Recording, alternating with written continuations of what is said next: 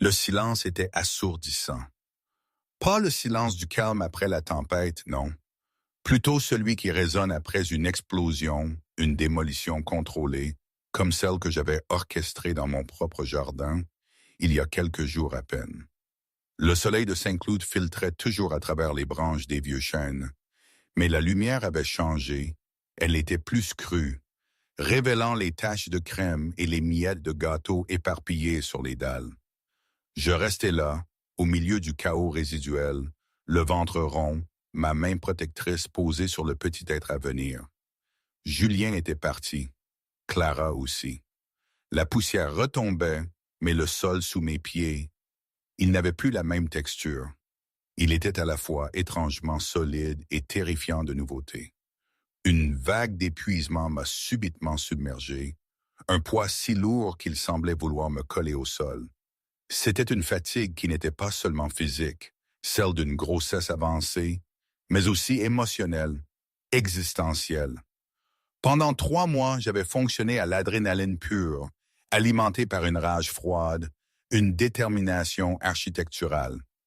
Maintenant que le détonateur avait fait son œuvre, mon corps, lourd de l'enfant que j'avais juré de protéger, réclamait son dû. Chaque muscle était tendu, chaque nerf à vif. J'avais l'impression d'avoir soulevé une montagne et maintenant, la montagne était retombée sur moi. Je revois cette journée, le jour de la baby shower, comme un film au ralenti. Le soleil d'automne, incroyablement doux pour cette fin de septembre, éclairait les tentes immaculées. Le parfum des pivoines et de la vanille emplissait l'air, une ironie cruelle. Tout était parfait, presque douloureusement parfait, un décor de rêve pour la vie de cauchemar que j'étais sur le point de démasquer. Je me souviens des sourires forcés, des compliments sur ma lueur de grossesse, de la robe bleu pastel que j'avais choisie avec une précision chirurgicale, comme pour signifier ma fragilité apparente. Oh, comme il s'était trompé! Ma belle-mère, Élise Fournier, trônait près de la fontaine, le visage figé dans son masque habituel d'élégance glaciale. Elle racontait à une audience captive les dernières réussites de son fils Julien, mon mari. Mon mari. Ce mot, parfois, avait un goût amer dans ma bouche, comme un poison lent. Je me demande si même à ce moment-là, elle ne sentait pas que quelque chose clochait, qu'il y avait une fissure dans le tableau qu'elle s'évertuait à maintenir parfait. Mais non, Élise vivait dans son propre monde de convenance et de façade. Tant que l'image était impeccable, le reste n'avait pas d'importance. Sophie, ma sœur, mon roc, ma vigie, était restée près de moi, comme elle le faisait toujours. Elle m'avait tendu un verre d'eau pétillante, ses yeux sombres, perçants, balayant la foule avec une intensité protectrice que je connaissais si bien. « Ça va ?» m'avait-elle murmuré. « T'as l'air un peu tendu. » J'avais menti, bien sûr. Juste fatigué, le bébé s'agite beaucoup. Mon mensonge était léger, presque une habitude désormais. Mais Sophie me connaissait mieux que quiconque. Elle connaissait mes signes, le léger pincement autour de ma bouche, le redressement presque imperceptible de ma colonne vertébrale. Ce n'était pas de la fatigue, c'était de la résolution. C'était la calme concentration d'un architecte sur le point de dynamiter une structure. « D'accord, » avait-elle dit, laissant tomber pour l'instant. « Sache juste que je suis là. Si tu as besoin que je renverse accidentellement un plateau de bouchées de crabe sur quelqu'un, fais-moi signe. » J'avais souri, un sourire sincère cette fois, reconnaissante pour sa loyauté inébranlable, pour ce genre de complicité silencieuse que seule une sœur peut offrir. « Je m'en souviendrai, » lui avais-je répondu. Julien, quant à lui, était dans son élément. Le mari fier, le futur père parfait, il passait de groupe en groupe, acceptant les félicitations, son bras trouvant toujours son chemin autour de ma taille, comme pour marquer son territoire, son droit de propriété. Il semblait plus grand que nature, invincible dans son costume parfaitement ajusté, inconscient de l'abîme qui s'était ouvert sous ses pieds. De le voir ainsi si sûr de lui, si aveugle, c'était une étrange satisfaction, mais aussi un relent de la blessure passée. Avait-il jamais été aussi sincère qu'il le semblait alors? Ou était-ce que toujours une mise en scène, une performance calculée? Je ne sais plus. Après une bonne heure de discussion mondaine et de déballage de cadeaux, une montagne de vêtements de bébé de marque, de chaussures ridiculement petites, de gadgets high-tech dont on n'a jamais vraiment besoin, Julien avait tapoté son verre pour attirer l'attention. Le brouhaha avait cessé. Si je pouvais avoir l'attention de tous un instant, avait-il commencé, rayonnant. Il avait levé son verre vers moi. À mon incroyable femme, Marie. Marie, tu es mon roc, mon inspiration. Tu as conçu notre magnifique maison et maintenant tu conçois notre magnifique famille. Te voir porter notre enfant est la plus grande joie de ma vie et j'ai hâte de commencer ce prochain chapitre avec toi. La foule avait poussé un « oh » collectif d'adoration. Mon sourire était un masque cristallin parfait.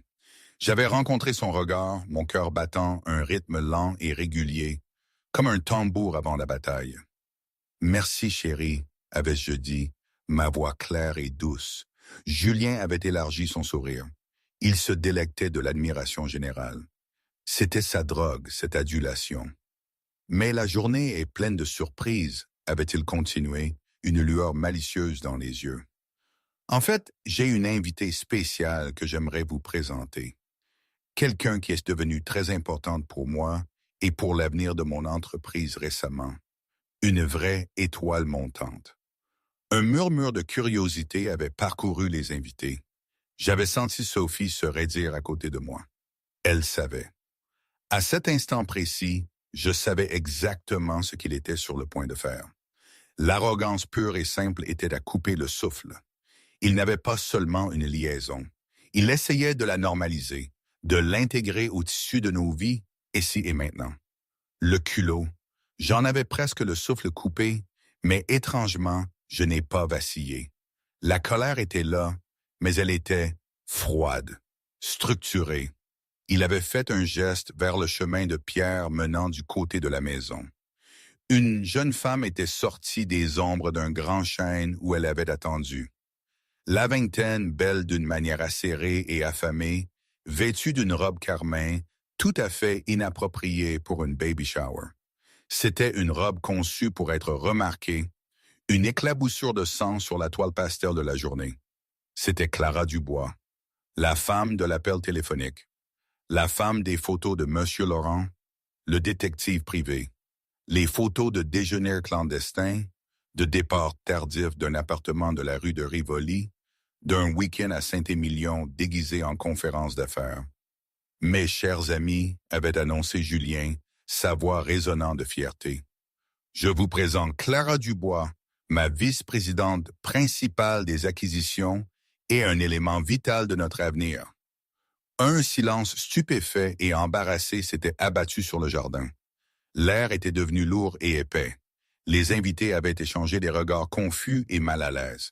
Ce n'était pas une réunion d'affaires, c'était une baby shower. Amener une jeune collègue, remarquablement belle de surcroît, et la présenter avec de tels éloges était une violation spectaculaire de l'étiquette. C'était un coup de force, un message envoyé.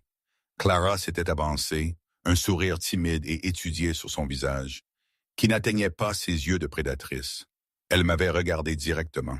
« Marie », avait-elle dit, sa voix dégoulinant de fausse sincérité. « C'est un tel honneur de vous rencontrer enfin. Julien parle de vous tout le temps.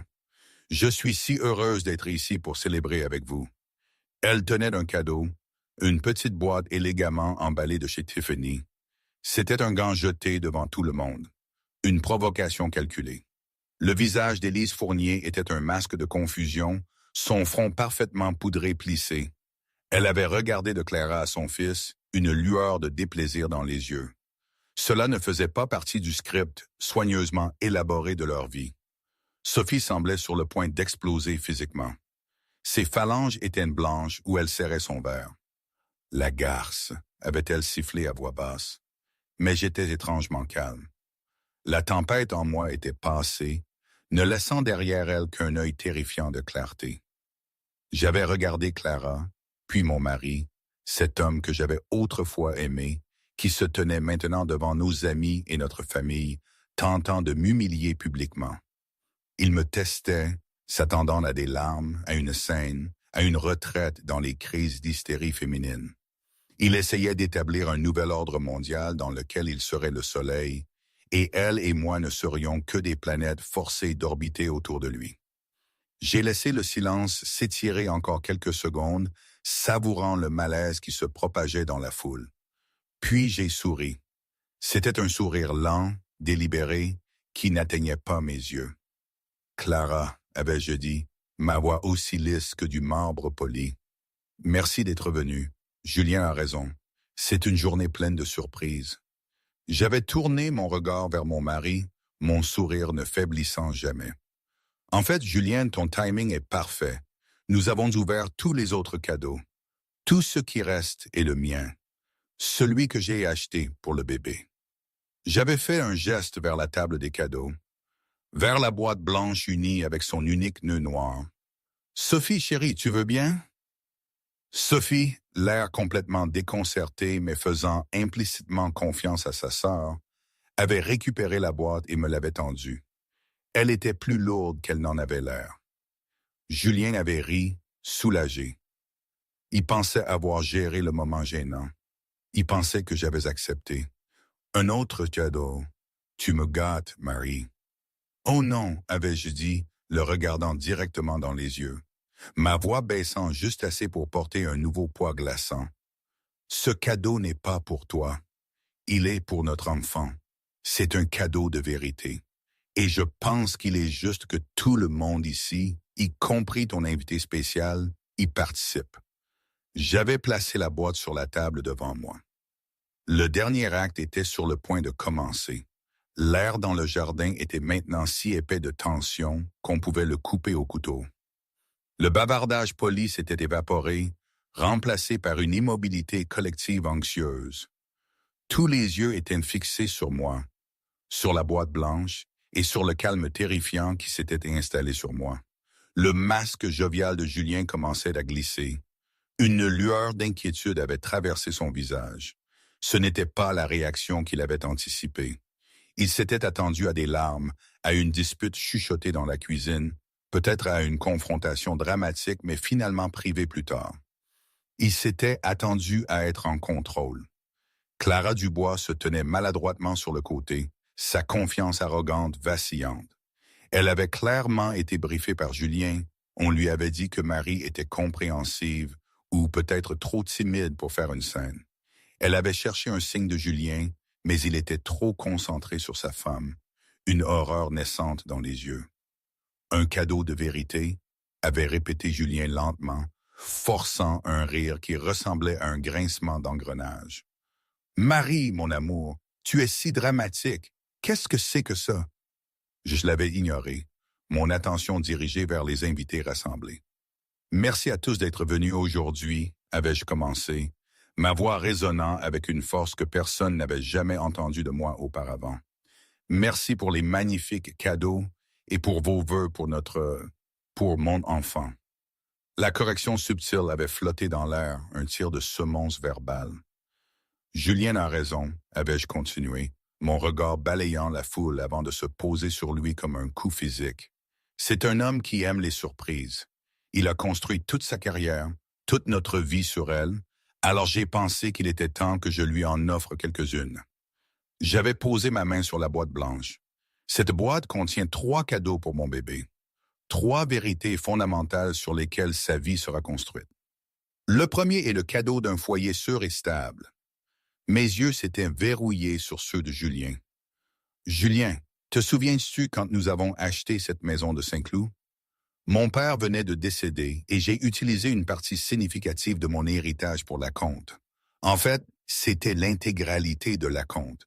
Tu as appelé ça notre investissement. » Le visage de Julien n'avait pâli. « Marie, qu'est-ce que tu fais?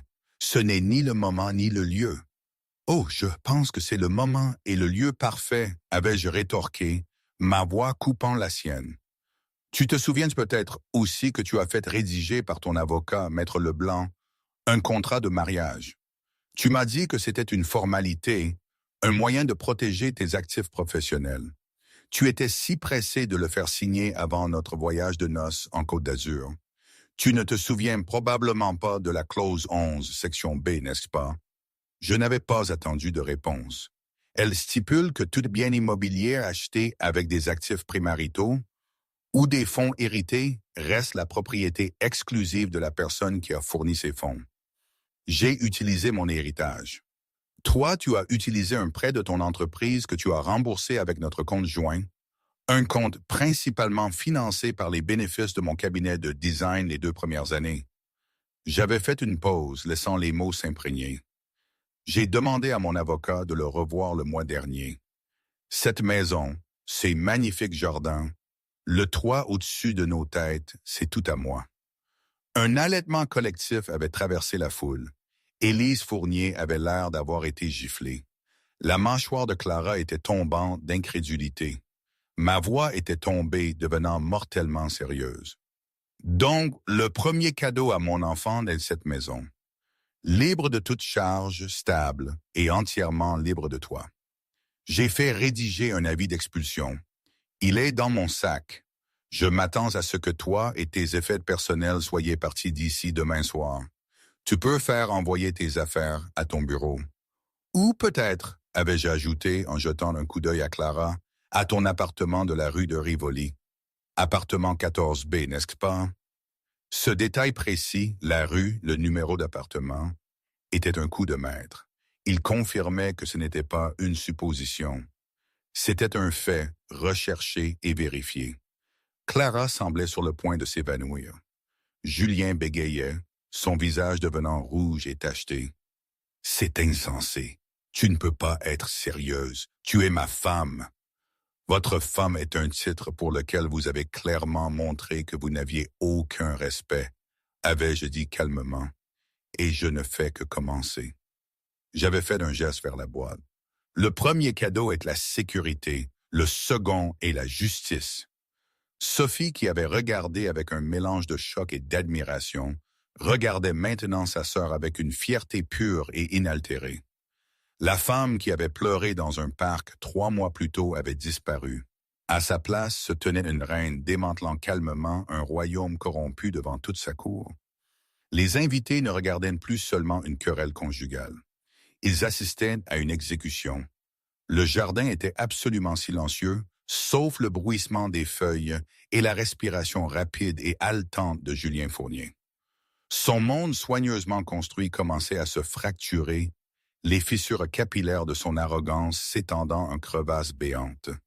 Il avait regardé autour de lui les visages de ses amis et collègues, cherchant un allié, mais n'avait trouvé qu'une mer d'expressions stupéfaites et horrifiées. « La justice » avait-il ricané, sa voix rauque. « De quoi parles-tu? Tu es devenue folle, Marie. La grossesse, ça t'a rendue irrationnelle. » J'avais laissé échapper un rire court et sec, dénué de tout humour. Irrationnel, Julien. Toi, de toutes les personnes, tu devrais savoir que je ne suis jamais irrationnel. Je suis architecte. Je m'occupe des faits, des chiffres et des plans. Pendant les 3 derniers mois, je n'ai pas seulement conçu une chambre de bébé. J'ai étudié un ensemble de plans différents, ceux de ton entreprise. J'avais lentement, délibérément défait le ruban noir sur la boîte blanche et soulevé le couvercle. J'avais tendu la main à l'intérieur et sorti non pas un, mais 2 objets. Le premier était un épais document relié professionnellement, sa couverture ornée du logo d'un cabinet comptable prestigieux. Le second était une clé USB argentée élégante. Je les avais brandis pour que tous les voient. Pendant les 5 dernières années, tu m'as dit que Fournier Développement était ton héritage.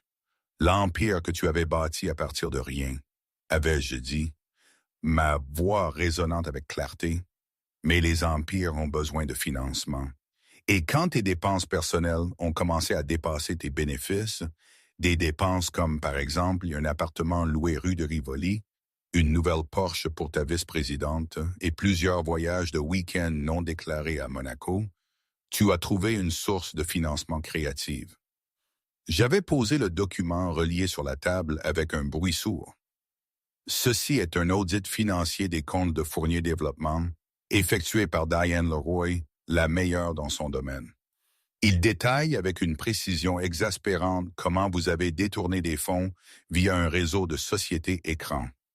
Vous avez surfacturé les matériaux pour vos projets de construction, empochant la différence et cachant les bénéfices dans des comptes offshore. Tu n'as pas bâti un empire, Julien. Tu as géré une pyramide de Ponzi avec du béton et de l'acier. Élise Fournier avait laissé échapper un petit cri étranglé. Julien, est-ce vrai? Il avait lancé à sa mère un regard venimeux, sa contenance complètement brisée. C'est un mensonge, elle invente tout. C'est une femme vindicative et hormonale qui essaie de me ruiner. Est-ce que j'invente? Ma voix était glaciale. Alors, laissez-moi vous présenter Monsieur Pierre Bernard. J'avais scanné la foule. Pierre, pourriez-vous vous avancer, s'il vous plaît? Un homme distingué aux cheveux argentés, la soixantaine avancée, s'était détaché d'un groupe d'invités à l'arrière. Pierre Bernard était un investisseur discret de la vieille garde, le partenaire silencieux qui avait fourni la majeure partie du capital pour les 3 derniers grands développements de Julien. Il était connu pour son intégrité et son intolérance totale à l'égard des malversations financières. Il s'était dirigé vers l'avant, le visage grave, et s'était tenu à côté de moi. Il n'avait pas regardé Julien. « Monsieur Bernard était votre partenaire, avais-je expliqué. Il vous a fait confiance avec l'argent de sa famille. Il a cru en votre vision. Il n'a cependant pas signé pour financer votre liaison ou vos paradis fiscaux illégaux. J'avais tapoté le rapport d'audit. J'en ai envoyé une copie à Monsieur Bernard il y a 1 semaine. Il était, comme vous pouvez l'imaginer, profondément déçu. Pierre Bernard avait finalement parlé, sa voix basse mais portant une immense autorité. Julien, nous avons convoqué une réunion de conseil d'urgence ce matin par téléconférence. Sur la base des preuves fournies par Madame Delacroix, preuves de fautes financières graves et de manquements fiduciaires, le Conseil a voté à l'unanimité. Vous êtes destitué de votre poste de PDG de Fournier Développement, avec effet immédiat. Vos actions ont été gelées en attendant une enquête fédérale complète. Vous n'étiez plus le bienvenu sur aucune de nos propriétés. Le coup avait été absolu. Ce n'était pas seulement sa femme qui le quittait, c'était toute son identité professionnelle, la source même de son pouvoir et de son ego qui lui était retiré en quelques secondes. Il avait trébuché en arrière, le visage cendré. Clara Dubois, qui avait été figée d'horreur, avait enfin compris l'ampleur de la catastrophe. Sa connexion avec Julien n'était pas seulement celle d'une maîtresse. C'était son passe-partout pour un style de vie qu'elle convoitait. Elle avait vu sa promotion, sa voiture de fonction, tout son avenir se dissoudre en fumée. Son visage, qui avait été un masque d'arrogance satisfaite, était maintenant tordu de pure panique. Mais ce n'est pas tout, avais-je dit, ramassant la clé USB argentée. Le 2e cadeau à mon enfant est la justice. Mais la justice doit être rendue. Cette petite clé contient des copies de tout. L'audit, les relevés bancaires de vos comptes offshore, les correspondances par email où vous détaillez explicitement le stratagème à votre comptable. Une copie a déjà été livrée au bureau du procureur. Une autre est avec le fisc. Ils sont très intéressés par votre comptabilité créative, Julien. Je l'avais regardé de haut en bas, un prédateur évaluant sa proie tombée. Tu n'as pas seulement trompé ta femme, tu as trompé tes partenaires, tes employés et le gouvernement. Tu as construit notre vie sur un fondement de mensonges. Et comme tout bâtiment mal construit, il était destiné à s'effondrer. J'ai juste choisi le moment et le lieu de la démolition. J'avais pris sa maison, j'avais pris son entreprise, j'avais probablement pris sa liberté. La foule était un tableau de choc et d'admiration. Ce n'était plus une baby shower, c'était un jugement public. Mais je n'avais pas fini. Il restait un cadeau dans la boîte, le plus personnel et le plus dévastateur de tous. Moment. Ici, je dois faire une courte pause. Tout ça, cette situation, ce spectacle public, était en réalité totalement absurde. Je veux dire, pensez-y, des années passées à construire une image, une façade de réussite et de bonheur, pour que tout s'écroule en moins de 10 minutes, devant 50 personnes triées sur le volet. Qui fait ça? Qui a le culot d'amener sa maîtresse à la fête de son enfant à naître, espérant que sa femme se contenterait de pleurnicher en privé? Dans ma ville natale de Lyon, on aurait dit qu'il avait pété un câble complet. Mais peut-être que le problème était justement là. Peut-être que c'était trop gros pour être vrai.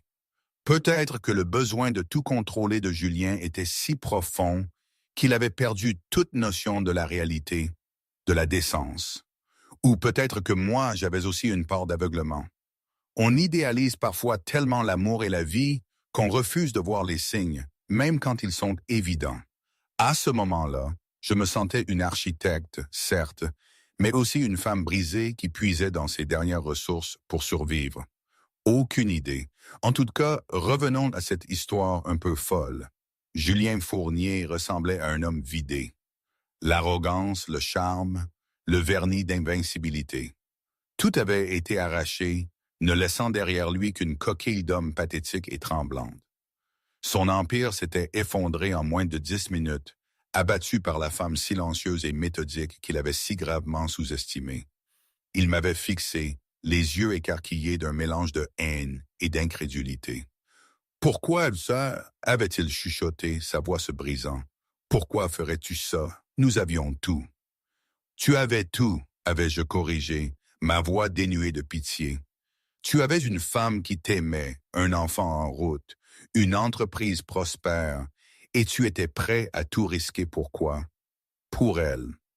J'avais jeté un regard dédaigneux à Clara, qui semblait maintenant essayer de se fondre dans les haies impeccablement taillées. Pour le frisson de la tromperie, pour ton ego insatiable. J'avais ramené mon attention vers la boîte blanche, mes mouvements calmes et délibérés. Il y a un dernier cadeau pour mon enfant, le plus important de tous. Le premier cadeau était un foyer. Le second était de la justice. Le troisième est un nom. Une nouvelle vague de confusion avait parcouru les spectateurs. Un nom. Le nom d'un enfant et sa première identité, son héritage, avais-je continué, ma voix s'adoucissant légèrement en posant une main sur mon ventre.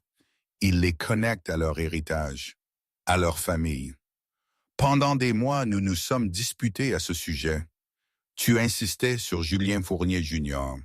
Tu voulais qu'il perpétue l'héritage Fournier. J'avais regardé directement ma belle-mère, Élise, dont le visage était un masque de pierre horrifié. Tu voulais un petit-fils pour porter le nom de famille, n'est-ce pas, Élise? Pour porter les flambeaux de Fournier Développement, la fierté de la lignée Fournier. Élise était muette, sa bouche s'ouvrant et se fermant comme celle d'un poisson hors de l'eau. Eh bien, avais-je dit, ma voix redevenant aussi coupante que de l'acier. Cet héritage était maintenant celui de la fraude, de la disgrâce et de charges criminelles imminentes. Le nom Fournier n'est plus un atout. C'est un passif. C'est un poison, et je ne laisserai pas mon enfant en être souillé. J'avais tendu la main dans la boîte pour la dernière fois et en avais sorti un seul document plié. C'était un papier épais, d'apparence officielle.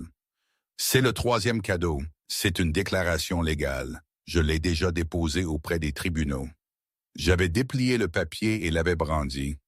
Mon fils ne s'appellera pas Julien Fournier Jr. Il ne portera pas votre nom du tout. Son nom sera Ronan.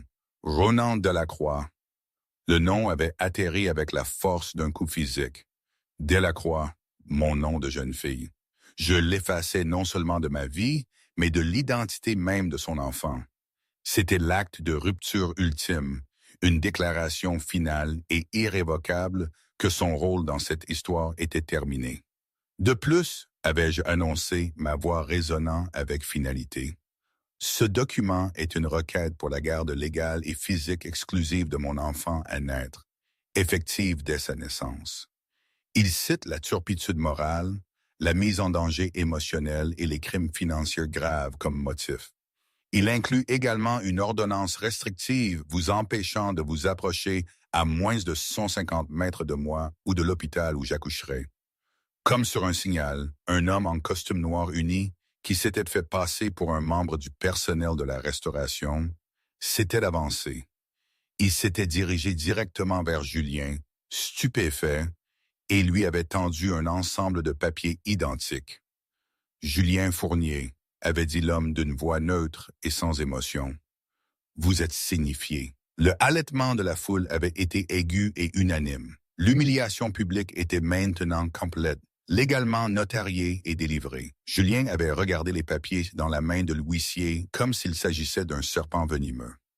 J'avais finalement laissé une seule émotion authentique traverser mon visage, un regard de soulagement profond et las. Je l'avais fait. J'avais assuré mon avenir et celui de mon enfant. J'avais regardé mon mari une dernière fois, l'homme qui était maintenant un étranger pour moi.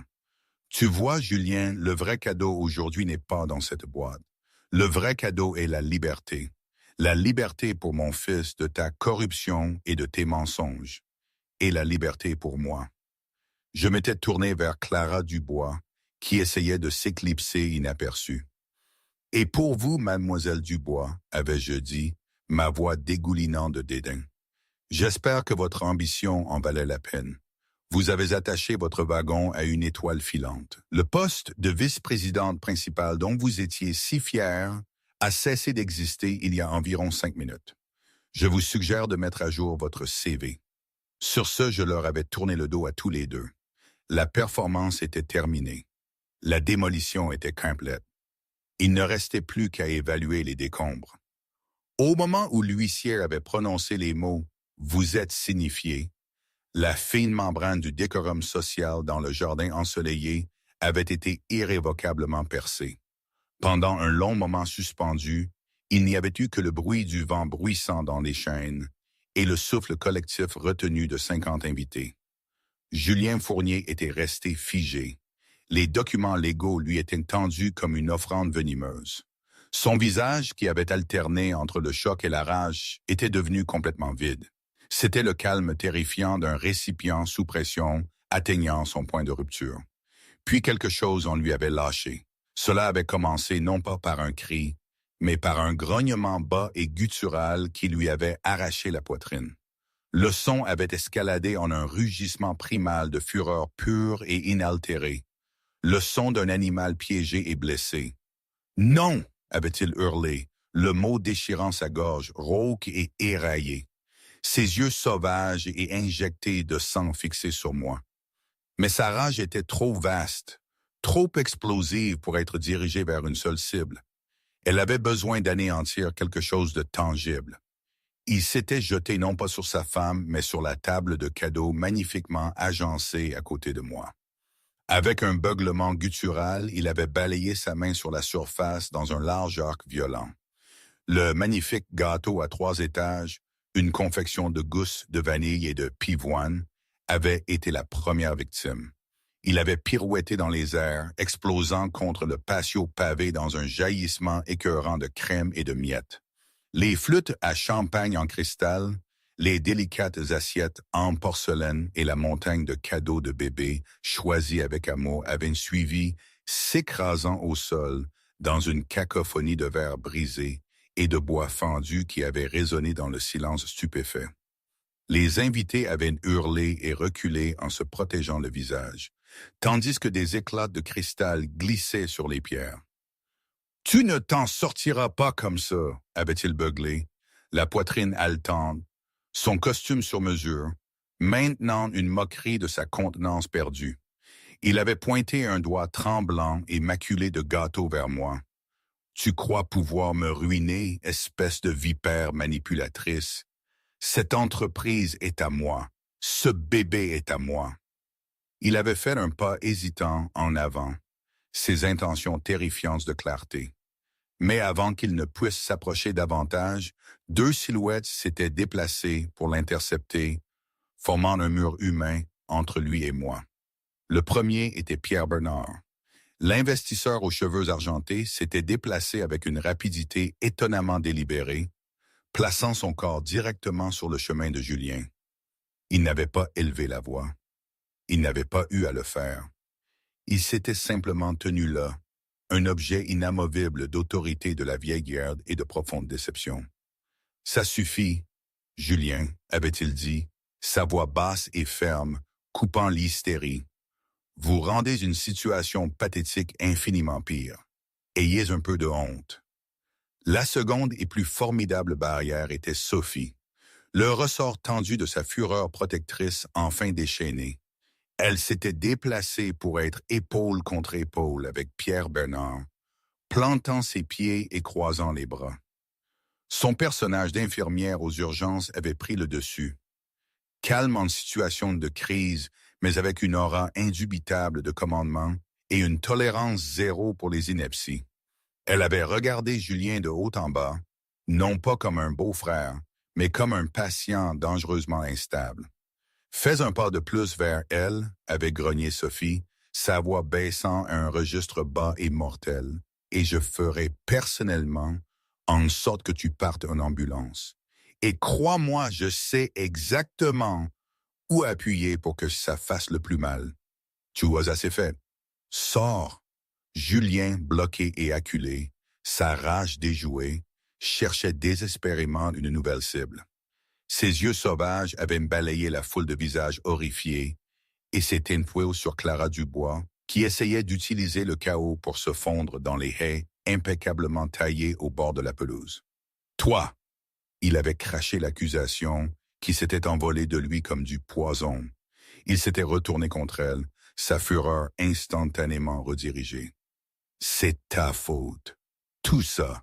Toi et tes demandes infinies et avides. J'ai besoin d'une meilleure voiture. Julien, cet appartement n'est pas assez grand. Julien, quand vas-tu me promouvoir, Julien? Tu m'as poussé à tout ça. Clara, qui avait été pâle de terreur, avait rougi de l'indignation de la trahie, toute prétention de protéger discrète disparue. Moi, avait-elle hurlé, sa voix perçante et laide. Vous plaisantez? C'est vous qui m'avez dit qu'elle était une serpillière fragile. C'est vous qui avez dit que vous vous ennuyiez à mourir avec votre petite vie parfaite. Vous m'avez juré que vous alliez la quitter juste après la naissance du bébé. Vous m'avez tout promis, espèce de salaud menteur. Leur sordide et désespérée dispute avait mis à nu le cœur pourri de leur liaison pour que tout le monde l'entende. Ce n'était pas une grande passion. C'était une transaction bon marché d'ego et d'ambition, et maintenant les deux parties étaient en faillite. C'est à ce moment-là qu'Élise Fournier s'était enfin émue. Son choc initial s'était calcifié en une fureur glaciale. Un iceberg de rage dirigé non pas contre l'infidélité de son fils ou ses crimes flagrants, mais contre la rupture catastrophique de la seule règle sacrée de leur famille. Ne jamais, jamais montrer de faiblesse en public. Le nom Fournier avait été éclaboussé par une flûte de champagne bon marché et un drame de supermarché. L'humiliation était absolue. Elle avait marché à travers les débris, ses talons claquant avec détermination sur la pierre, et s'était arrêtée directement devant son fils. Elle n'avait pas crié. Sa voix était calme, mais elle était teintée d'un venin plus glaçant que n'importe quel cri. « Julien, arrête ça tout de suite. » Elle l'avait regardé avec une expression de mépris pur et inaltéré. « Tu es une déception. Tu as déshonoré cette famille d'une manière que je n'aurais jamais cru possible. » Elle avait ensuite tourné ce regard foudroyant vers Clara. « Et vous, dégagez de ma propriété. Vous n'êtes rien. Vous étiez une distraction vulgaire momentanée. Disparaissez. » Clara avait tressailli comme si elle avait été physiquement frappée. Sans un mot de plus, dépouillée de sa dignité et de son avenir, elle s'était retournée et avait fui, sa robe carmin, une tache de couleur alors qu'elle s'éloignait en courant le long de l'allée. Ayant congédié l'aide, Élise s'était tournée vers la dernière architecte de sa ruine sociale, moi. Ses yeux brûlaient d'un feu froid. Toi, avait-elle sifflé. Tu as fait ça. Tu es resté là et tu as exposé les affaires privées de notre famille pour l'amusement de ces gens. Cela aurait pu être géré avec dignité, avec discrétion. Moi qui étais restée silencieuse et immobile pendant toute cette éruption chaotique, avait enfin rencontré le regard de ma belle-mère. Je ne tremblais plus. Un calme profond s'était installé sur moi. Dignité, avais-je répliqué, ma voix stable et claire résonnant dans le jardin apaisé. Il n'y avait aucune dignité dans ce que votre fils m'a fait. Il n'y avait aucune discrétion à ce qu'il amène sa maîtresse à ma baby shower. C'est lui qui a construit cette scène, Élise. C'est lui qui a envoyé les invitations. Il avait l'intention de m'humilier dans ma propre maison devant mes amis. J'ai juste écrit l'acte final. J'avais fait un petit pas en avant, ma présence devenant soudainement immense. Vous parlez de gérer les choses en privé. C'est le code, n'est-ce pas? Le code qui permet à des hommes comme votre fils de tromper, de mentir et de voler, tandis que des femmes comme moi sont censées ravaler notre douleur et maintenir la façade pour les apparences. Ce genre de dignité ne m'intéresse pas. J'ai choisi de gérer cela avec une clarté absolue. L'impasse était totale. La vieille garde avec ses secrets et ses contrats silencieux, contre le nouveau monde que j'étais en train de bâtir, fondé sur une vérité radicale et douloureuse. Vaincue, Élise avait attrapé le bras de son fils d'une poigne de fer. Nous partons. Elle avait commencé à traîner Julien, brisé et vaincu, devant les regards fixes et jugeurs de leurs anciens amis. Il avait trébuché, un homme vidé de sa substance. Son costume coûteux était taché, son visage, un masque de pitié de soi pathétique. Alors qu'ils atteignaient le bord du patio, il m'avait regardé une dernière fois, un maelstrom de haine et d'incrédulité dans les yeux. Puis il était parti. Pendant un instant, le jardin fut à nouveau silencieux. Puis, timidement, une des dames âgées avait commencé à applaudir. C'était un son lent et délibéré, rapidement rejoint par un autre, puis un autre, jusqu'à ce qu'une vague d'applaudissements et d'acclamations sincères éclate. C'était un soulèvement spontané et unifié de soutien. Des femmes qui avaient souri poliment à Julien une heure plus tôt me regardaient maintenant avec une admiration pure et inaltérée. Mes amis s'étaient précipités à mes côtés, m'enveloppant dans une étreinte protectrice. Pierre Bernard s'était approché, le visage empreint d'une sincère admiration. Il avait doucement pris ma main. « Marie », avait-il dit, sa voix pleine d'émotion. C'était la chose la plus courageuse et la plus intègre que j'ai jamais vue. Vous êtes une femme remarquable. Si vous ou votre fils avez un jour besoin de quoi que ce soit, absolument n'importe quoi, vous avez ma parole et mes ressources à votre disposition. C'est seulement alors, protégé par mes amis et validé par le soutien de la foule, que l'adrénaline qui m'avait tenu pendant 3 mois s'était finalement dissipée. Un violent tremblement avait commencé dans mes mains. Mes genoux s'étaient affaiblis. Le masque de calme et de contrôle s'était effondré, et le poids écrasant de tout cela était descendu sur moi. Des larmes chaudes, non pas de tristesse, mais de soulagement profond et déchirant, avaient inondé mes yeux et coulé sur mon visage. Sophie avait enroulé un bras fort et stable autour de mes épaules, me serrant contre elle. « C'est fini, ma biche », avait-elle murmuré, sa propre voix épaisse d'émotion. « C'est enfin vraiment fini. Tu es libre. » Je m'étais blotti dans l'étreinte de ma sœur, mon corps secoué de sanglots silencieux. J'avais regardé autour du magnifique jardin les décombres de mon ancienne vie éparpillés sur les pierres. C'était un désordre, mais c'était un désordre que j'avais moi-même créé, une démolition contrôlée. Et pour la première fois en 7 ans, alors que je me tenais là, en sécurité et entouré d'amour, ma main sur la vie précieuse qui grandissait dans moi, j'avais senti le roc solide et inébranlable sous mes pieds. Le site était dégagé. Maintenant, la reconstruction pouvait commencer. Les jours qui ont suivi la baby shower ont été empreints d'un silence plus profond que n'importe quel bruit. Après le départ des dernières amies compatissantes et le nettoyage des débris physiques par les traiteurs, je me suis retrouvé face au calme résonnant d'une maison qui avait été un foyer et qui était maintenant un champ de bataille. L'air lui-même semblait différent, plus léger, comme si la structure avait exhalé une présence toxique qu'elle retenait depuis des années. Mais avec ce soulagement est venue une vague d'épuisement si profonde qu'elle semblait cellulaire. Pendant 3 mois, j'avais fonctionné à l'énergie volatile de l'adrénaline et d'une fureur juste. Maintenant que la détonation était complète, mon corps, lourd de l'enfant que j'avais lutté pour protéger, réclamait un ajustement. Julien, comme on pouvait s'y attendre, n'est pas parti tranquillement dans la nuit. La première salve de sa contre-attaque est arrivée via un courriel bref et agressif d'un cabinet d'avocats très coûteux, menaçant de contre-poursuites pour diffamation, détresse émotionnelle et une litanie d'autres accusations sans fondement. Les lettres étaient conçues pour intimider, pour me contraindre à reprendre mon rôle de femme complaisante. Il y a un an, elle m'aurait terrifié. Maintenant, je les avais simplement transmises à mon avocate avec une instruction calme d'une ligne. Gérer ça.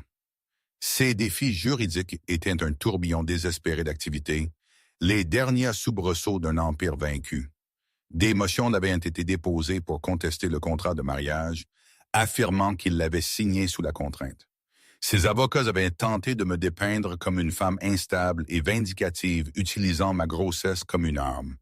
Ils s'étaient battus contre la demande de garde, arguant qu'un père, quels que soient ses échecs personnels, avait un droit inaliénable à son enfant.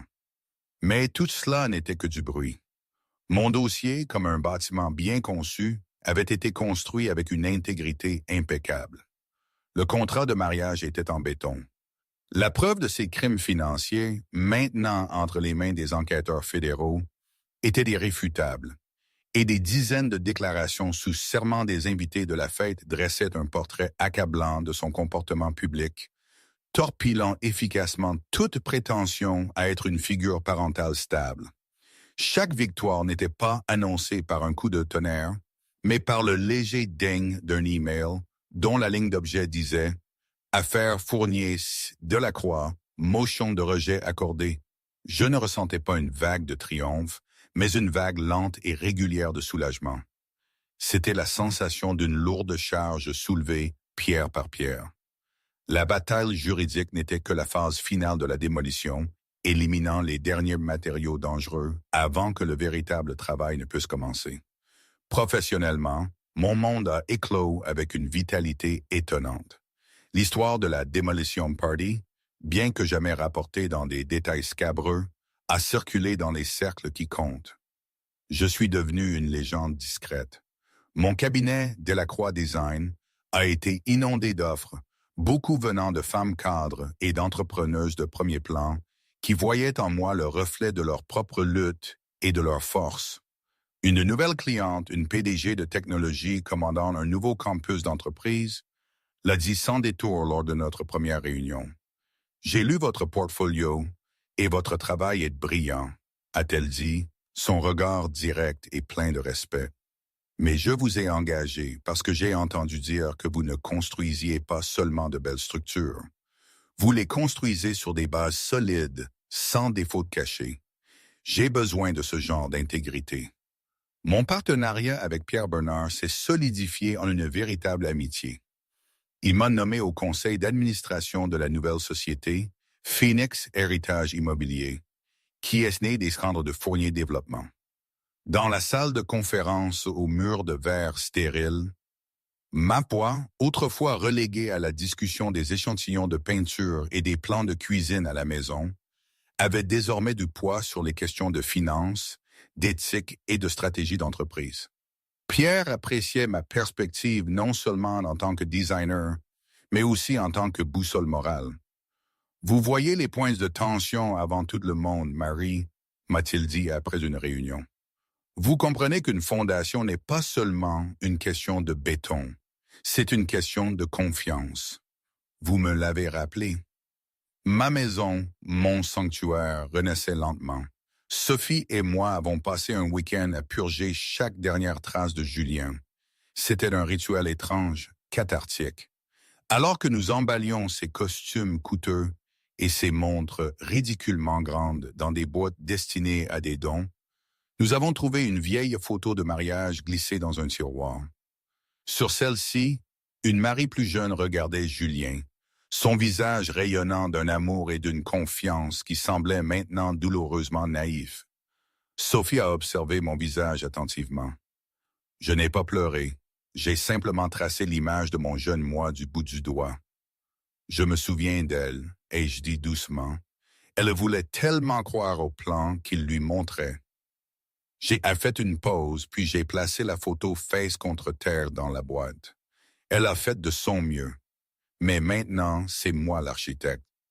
L'acte de réhabilitation le plus joyeux fut la chambre du bébé. Nous avons peint les murs d'une nuance de vert sauge, chaude et apaisante. Sophie a assemblé le berceau, se plaignant de façon théâtrale des instructions confuses, tandis que j'étais assise sur une chaise à bascule, pliant de minuscules grenouillères.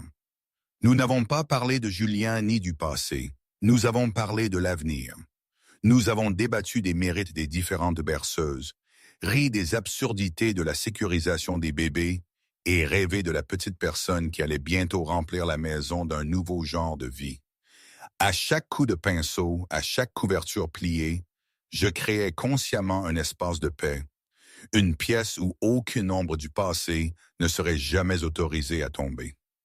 2 mois après la fête, par une fraîche matinée d'automne, lorsque l'air sentait le feu de bois et les feuilles mouillées, la première contraction est resserré mon ventre. C'était réel. C'était le moment. À l'hôpital, Sophie était mon roc, une présence féroce et stable. Elle a tenu ma main, a respiré avec moi à travers les vagues montantes et descendantes de la douleur, et m'a protégé de l'indifférence clinique du monde extérieur. L'accouchement était un creuset primal, dévorant tout. Au cœur de cela, il n'y avait pas de place pour le passé, pour Julien, pour la vengeance ou la justice. Il n'y avait que le moment présent, l'immense et écrasant travail de mettre une nouvelle vie au monde. C'était la chose la plus difficile que j'ai jamais faite, un défi structurel de chair et d'os. Et puis, après des heures qui ont semblé une éternité, c'était fini. Un cri rauque et perçant a traversé l'épuisement, et le monde a basculé sur son axe. Ils l'ont placé dans mes bras. Il était chaud, incroyablement petit et absolument parfait. Il avait un duvet de cheveux foncés, et quand il a ouvert les yeux, ils étaient les miens, calmes, profonds et observateurs. Une vague d'amour si puissante qu'elle ressemblait à une force physique m'a submergé, nettoyant chaque recoin de mon cœur qui avait été meurtri ou brisé. C'était le but de tout cela. C'était la raison d'être. Bonjour, Ronan Delacroix, ai-je chuchoté, ma voix étranglée par des larmes de pure joie. Bienvenue au monde. Il a enroulé sa petite main autour de mon doigt, sa prise étonnamment forte. À cet instant, tenant mon fils, je savais que les cadeaux que j'avais annoncés à la baby shower n'étaient qu'un début. Il avait un foyer sûr, un héritage de vérité, un nom fort. Mais je comprenais maintenant le cadeau final, le plus profond de tous. Je passerai le reste de ma vie à lui donner un plan pour une vie construite avec intégrité. Je lui enseignerai que la force n'était pas une question de domination, mais de résilience. Que le succès ne se mesurait pas en actif, mais en honnêteté. Qu'un nom n'était pas quelque chose à hériter, mais quelque chose à gagner par le caractère. Je lui enseignerai que l'on ne peut pas toujours choisir le terrain que l'on nous donne, mais que l'on a toujours le pouvoir de démolir ce qui est pourri et de construire quelque chose de beau, de vrai et de solide à sa place. Que feriez-vous, vous, pour cela? En regardant par la fenêtre de l'hôpital, la silhouette lointaine de Paris, un paysage d'acier et d'ambition de verre, je ne voyais plus une collection de bâtiments. Je voyais un témoignage du besoin humain durable de créer, de construire des choses qui durent. Et moi, Marie Delacroix, architecte et mère, j'avais trouvé mon chef-d'œuvre. Mon plus grand projet ne faisait que commencer. Et aujourd'hui, difficile à dire. Parfois, je pense que c'était la meilleure chose qui pouvait m'arriver. Parfois, je pense que j'ai commis une erreur, que la brutalité de la méthode laisse des traces plus profondes qu'on ne le croit. Probablement les deux, en fait. C'est la vie, non? Rien n'est jamais vraiment évident. Rien n'est jamais parfait. Mais c'est mon histoire, notre histoire, celle de Ronan et moi. Et c'est déjà beaucoup.